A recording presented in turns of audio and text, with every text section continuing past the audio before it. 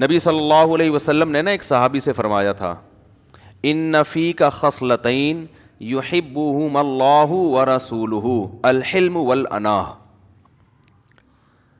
ایک صحابی سے آپ صلی اللہ علیہ وسلم نے فرمایا دیکھو تمہارے اندر دو خوبیاں ایسی ہیں، یہ بیان کا ٹاپک آپ نے گچی پکڑ کے رکھنی ہے کہاں سے چھوٹا تھا، ٹھیک ہے، تاکہ میں اصل واپس وہیں آ جاؤں۔ آپ صلی اللہ علیہ وسلم نے ایک صحابی کو بلایا، ان سے فرمایا کہ تمہارے اندر دو کوالٹیز ایسی ہیں جو اللہ اور اس کے رسول کو بہت پسند ہیں۔ اس سے یہ بھی پتہ چلتا ہے کہ کسی کی منہ پہ تعریف کرنا جو حدیث میں منع ہے، وہ جب منائے جب آپ کی تعریف سے اس کو فائدے کے بجائے نقصان ہو۔ خوشامد والی تعریف جسے کہتے ہیں نا، جو دفتروں میں جو ماتحت لوگ اپنے باس کی جو چاپلوسی اور مکھن کے پورے ڈبے خالی کر رہے ہوتے ہیں، گھر سے مکھن لے کے چلتے ہیں اور پورے ڈبے خالی کر دیتے ہیں، اس سے وہ اگلا بھی اپنے بارے میں خوش فہمی میں آتا ہے کہ شاید میں بہت نیک ہوں، حالانکہ اس کو پتہ ہے کہ میں بالکل بھی نیک نہیں ہوں، لیکن وہم میں آ جاتا ہے خام خواہ میں چاپلوسی اور نمبر بنانے کے لیے، یعنی سامنے والے کو بھی نقصان کا خطرہ اور آپ کی نیت بھی ٹھیک نہیں۔ لیکن جہاں کسی کے اندر کوئی خوبی ہو اور آپ اس خوبی کو جب اس لیے ہائی لائٹ کر رہے ہیں تاکہ یہ اپنی خوبی پہ برقرار رہے، بعض دفعہ انسان میں کوئی خوبی ہوتی ہے چھوڑ دیتا ہے وہ خوبی، وہ سمجھتا ہے کوئی اتنی اہم خوبی نہیں ہے، تو اس کو اپریشیٹ کرنے کے لیے بتایا جاتا ہے کہ یہ خوبی نہیں چھوڑنا بھائی، یہ خوبی نہیں چھوڑنا۔ جیسے مجھے بہت سے لوگ کہتے ہیں کہ آپ کے بیان میں جو طنز و مزاح کچھ تو برا بلا کہہ رہے ہوتے ہیں، کچھ کہتے ہیں نہیں وہ سب یہ نہیں چھوڑنا خدا کے لیے، عبد الغفور والا لطیفہ، وعلیکم السلام بھائی، عبد الغفور والا لطیفہ نہیں چھوڑنا۔ تو وہ لوگوں کے اپنے اپنے مزاج ہیں۔ تو اس بارے میں آپ کو بتا دوں کہ آپ سارے مل کے بھی مجھے بولو گے نا یہ چھوڑ دو تو میں پھر بھی نہیں چھوڑوں گا، کیونکہ جو چیز انسان کے مزاج کا حصہ ہوتی ہے وہ دنیا چھوڑ دیتا ہے وہ چیز نہیں چھوڑتا۔ تو جس کو برا لگ رہا ہے وہ ویسے ہی سن لیا کرے، یہ سوچ لیا کرے کہ چلو یار اتنی اچھی باتوں میں دو چٹکلے آ گئے تو کیا ہے، کیونکہ میں نے تو شروع میں بہت برداشت بھی کیا ان چیزوں کو۔ ایک مسجد میں جب میں امامت کے لیے لگا، میں نے بیان کیا، تھوڑا سا میری عادت ہے تھوڑا سا وہ جناب بگڑ گئے، ابے یہ کیسی بات کر رہا ہے، ابے مسجد میں ہنس رہا ہے یار، تو وہ انہوں نے طنز شروع کر دیا۔ تو وہ ہر ایک کا اپنا اخپل طریقہ ہوتا ہے۔ خیر، صلی اللہ علیہ وسلم نے فرمایا کہ آپ کے اندر دو خاصیتیں ایسی ہیں جن کو اللہ اس کے رسول پسند کرتے ہیں، الحلم والاناہ۔ ایک ہے بردباری، برداشت، فوراً جذباتی نہیں ہو جاتے۔ یہ صحابی کو آپ ان کے سامنے ان کی تعریف کر رہے ہیں، کتنے خوش قسمت صحابی ہیں یار، سید الانبیاء، جن کی ایک ایک بات ایسی مستند ہے کہ کوئی اس کو چیلنج نہیں کر سکتا، اور سامنے کہنا ہے بھائی، فرمائے کیا ہے؟ حلم، بردباری۔ یہ میں اس لیے بتا رہا ہوں کہ اتنی بڑی کوالٹی ہے نا یہ، کہ اللہ نے اپنے آخری نبی کو حکم دیا کہ آپ ان صحابی کے منہ پہ بتائیں کہ تمہارے اندر یہ دو کوالٹیاں اللہ اس کے رسول کو بہت زیادہ پسند ہے، ان پہ قائم رہنا، ان کو چھوڑنا نہیں ہے۔ ایک ہے برداشت، جو ہمارے ہاں مارکیٹ میں سب سے مہنگی چیز برداشت ہے۔ ایک دم تیش میں آنا، جذبات میں آ جانا، چنگیز خان بن جاتا ہے آدمی، کچھ بھی دیکھ لیا کچھ بھی سنا ہو ایک دم جو ہے نا ایکسائٹیڈ نہیں ہو جاتے، جذباتی بن۔ اماں نے آپ کو بول دیا آپ کی بیگم ایسی ہے، ایک دم آگ بگولا دھاڑ کر کے بیگم کا دروازہ کھلے گا، جیسے کنڈی توڑ کے چلا جائے گا، آج تو نے ایسا کیا ہے، آج تو نے ماں کو یہ بولا ہے۔ اور اگر بیگم نے کچھ بول دیا آپ کی اماں، ایک دم پاگل ہو جائے گا، آگ بگولا ہو جائے گا، میری ماں ایسی ہو گئی۔ دفتروں میں بھی ایسا ہی، بچہ آپ کا کہیں آپ نے دیکھ لیا چرسیوں میں بیٹھا ہوا ہے، خدا نخواستہ باپ کو پتہ چلا، ایک دم جو ہے نا منہ سے جھاگ نکلنا شروع، او بھائی تمیز سے، آرام سے، آرام سے، چرسیوں میں بیٹھا ہے کوئی، میں نہیں کہہ رہا کوئی بات نہیں، مجھے ڈر ہی ہوتا ہے کہ آپ بھی جا کے بیٹھنا نہیں شروع کر دیں۔ بیٹھا ہے پی رہا ہوگا بہت زیادہ، یہی ہے نا، تو اب اس کو ذرا تمیز سے لے کے چلو، ایک دم آنکھوں سے آگ نکالنے کی ضرورت نہیں، ایک دم جذباتی ہونے کی ضرورت نہیں ہے، کیونکہ آپ کے جذباتی ہونے سے وہ چرس پینا چھوڑے گا نہیں، کیونکہ وہ پی کے آیا ہے، وہ آپ سے زیادہ جذباتی ہے۔ ٹھیک ہے، حقیقت بتا رہا ہوں۔ باپ کو اطلاع ملی، آرام سے اچھا اس کو مشورہ کرو، غور کرو، یار یہ سالے نے شروع کیوں کیا، میں تو اس کو صبح شام سمجھا رہا ہوں، ہم نے تو کوئی برا ماحول نہیں دیا، کہاں اٹھ رہا بیٹھ رہا ہے تمیز سے، کوئی ٹینشن تو نہیں ہے. بعض اوقات ٹینشن ہوتی ہے، غلط ہے، چرس نہیں پینی چاہیے، شراب نہیں پینی چاہیے، کوئی ہیروئن نہیں پینی چاہیے ٹینشن میں.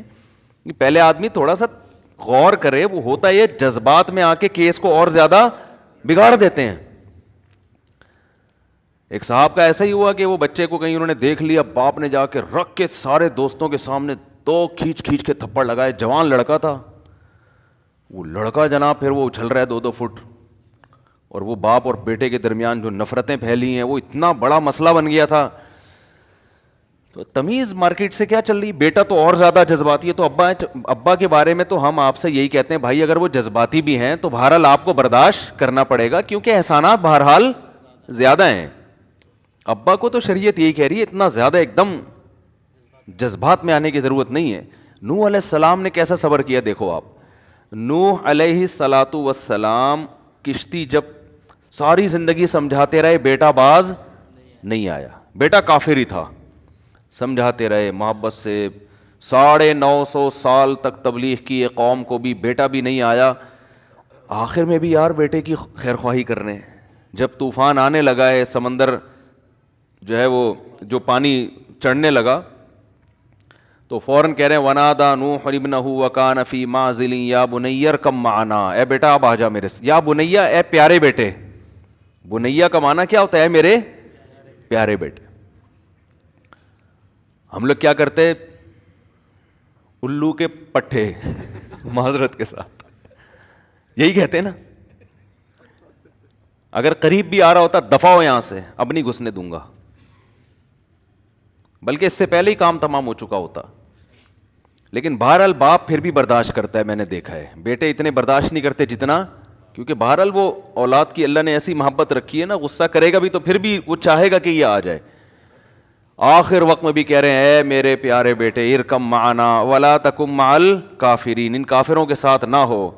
وہ اتنا فرعون متکبر، سآوی الی جبل یعصمنی من الماء، کہہ رہا ہے میں پہاڑ پہ چڑھ جاؤں گا جو مجھے پانی سے بچا لے گا. قال لا عاصم اليوم من امر اللہ الا من رحم، اے بیٹا آج کے دن جس پر اللہ رحم کرے وہی بچ سکتا ہے، کوئی اور نہیں بچ سکتا. لیکن ابا مولوی تھے نا اس زمانے کے، بچہ لبرل تھا، اس کی سمجھ میں ابا کی باتیں نہیں آ رہی. وہ کہہ رہے بارشیں بھی ہوتی ہیں، سیلاب بھی آتے ہیں، نیچرل ہے، یہ کیا ہے، نیچرل ہے، جو اوپر چڑھ جاتا ہے وہ بچ جاتا ہے تو بچ جاؤں گا. یہ نہیں دیکھ رہا کہ یہ عام سیلاب نہیں ہے، یہ وہ سیلاب ہے جس کی میرے ابا پیش گوئی کر چکے ہیں اور یہ پوری ہو رہی ہے پیش گوئی، تو یہ عام سیلاب نہیں ہے. تو قرآن کیا کہہ رہے ہیں، آپس میں بھی کنورسیشن ہو رہی ہے، دونوں کی بات چیت ہو رہی ہے. وحال بینہم الموج فکان من المغرقین، ایک بڑی موج آئی اور اس کو بھی لے ڈوبی. اس کے بعد بھی پریشان ہے، بچہ آنکھوں کے سامنے ہلاک ہو گیا. پھر اللہ سے کہہ رہے ہیں کہ قال نوح ان ابنی من اہلی وان وعدک الحق وانت احکم الحاکمین، اے اللہ تو نے وعدہ کیا تھا میرے اہل کو بچائے گا، میرا بیٹا تو میرے اہل میں سے. کس قدر محبت ہوتی ہے باپ کو اپنی اولاد سے، آپ اس سے اندازہ لگاؤ یار. ایک تو پیغمبر کی محبت بھی ہے، دوسری باپ بیٹے کی محبت. اور حقیقت میں آج بھی الحمدللہ ایسا ہی ہے. اکثر کیسز میں ہم نے دیکھا ہے جذباتی تو ہوتے ہیں، چرسی ہے تو تھپڑ لگا دیا، یہ کر دیا وہ کر دیا، لیکن باپ بہرحال پھر اس کی تلافی کی کوشش کرتا ہے. باپ بہرحال پھر بھی اس کو سینے سے لگانے کے لیے آخری دم تک تیار ہوتا ہے. اولادیں نالائق ہوتی ہیں، وہ نہیں مانتی، ان کی نفرتوں کی کوئی انتہا نہیں ہوتی. لیکن بہرحال ہمیں اس سے یہ سبق میں ملتا ہے کہ باپ کا بھی ایٹیٹیوڈ ایسا ہونا چاہیے، اس میں بھی برداشت ہونی چاہیے. لیکن میں پھر بھی آپ سے کہوں اگر ابا برداشت نہیں کر رہے تو گھر کا ماحول خراب نہیں کرو، آپ کے باپ کو بھی برداشت کرنا پڑے گا ابا کی. سمجھ آ رہی ہے بات؟ شریعت میں حکم یہی ہے کہ باپ جیسا بھی ہو اولاد نے بہرحال برداشت کرنا ہے. ہاں ناقابل برداشت معاملہ ہو جائے، جیسے ایک گھر میں جوائنٹ فیملی میں رہ رہے ہیں اور کوئی ابا کو بعض دفعہ ہو جاتا ہے کوئی مسئلہ ایسا، ابا اس طرح کے ہوتے ہیں کہ وہ عجیب بندے کو نفسیاتی بنا دیتے ہیں، بعض ایسے کیسز بھی ہوتے ہیں. تو پھر اس کا حل یہ کہ الگ رہو، بدتمیزی نہ کرو بلکہ الگ رہائش اختیار کر لو. تو تو جوائنٹ فیملی میں رہنا کوئی فرض واجب نہیں ہے. ایسے لوگوں کو اولادوں کو میں مشورہ دیتا ہوں بھائی ایک ظاہر ہے انسان ایک حد تک برداشت کرتا ہے نا, جتنے بھی ابا کے حقوق ہیں لامحدود تو نہیں ہے نا کہ ابا صبح شام کوٹتے پیٹتے رہیں, ٹھڈے مارتے رہیں, گالیاں دیتے رہیں. آدمی ڈپریشن میں جاتے جاتے بہت ہی پاگل بھی میں نے دیکھے ہو گئے ہیں, بالکل ہی صحیح عجیب سے ہو گئے ہیں. تو انسان بہرحال ربڑ کا بنا ہوا نہیں ہے, ربڑ کا بنا ہوا ہے, وہ کوئی لوہے کا بنا ہوا نہیں ہے. تو اس کا نتیجہ پھر ڈپریشن میں جائے گا اور زیادہ مصیبت میں ہو جائے گا. تو اس کا حل یہ ہے کہ ایسے موقع پہ علیحدگی اختیار کر لی جائے. ابراہیم علیہ السلام نے یہی کیا. باپ نے جب دھمکی دی کہ میں پتھر سے مار کے ہلاک کر دوں گا, تو اب کیا کرتے ابراہیم علیہ السلام؟ یہ تھوڑی کہ وہ مار کھا لیں, ٹھیک ہے جی آپ مجھے قتل کر دیں. اپنی طرف سے محبت سے سمجھا دیا, نہیں بات بنی تو انہوں نے کہا ٹھیک ہے میں علاقہ چھوڑ کے جا رہا ہوں, لیکن میں آپ کے لیے دعا کرتا رہوں گا. آخر میں یہ کہہ کر گئے ہیں کہ میں آپ سے تعلق ختم نہیں کروں گا, لیکن چونکہ اب ساتھ رہنے میں مسائل ہیں, میں اپنی دعوت تو چھوڑ نہیں سکتا کہ میں توحید کی دعوت دینا چھوڑ دوں, کہ میں ان بت پرستی پہ راضی ہو جاؤں, یہ مجھ سے نہیں ہو سکتا. یہ تو پھر اللہ کا حق مارا جا رہا ہے نا. تو اپنے ویژن کو نہیں چھوڑا, اپنے مقصد کو نہیں چھوڑا, لیکن باپ سے علیحدگی اختیار کر لی. تو ہمیں اس کا شریعت میں ثبوت ملتا ہے کہ جب بہت زیادہ مسئلہ خراب ہو جائے تو بھائی الگ ہو جاؤ, تعلق تھوڑا کم ملا کرو, باقی پھر باقی چیزوں سے تلافی کرو. ہدیے بھیج دیے ان کو, کوئی اور جو اور مختلف طریقوں سے. ہر چیز ملاقات نہیں ہوتی.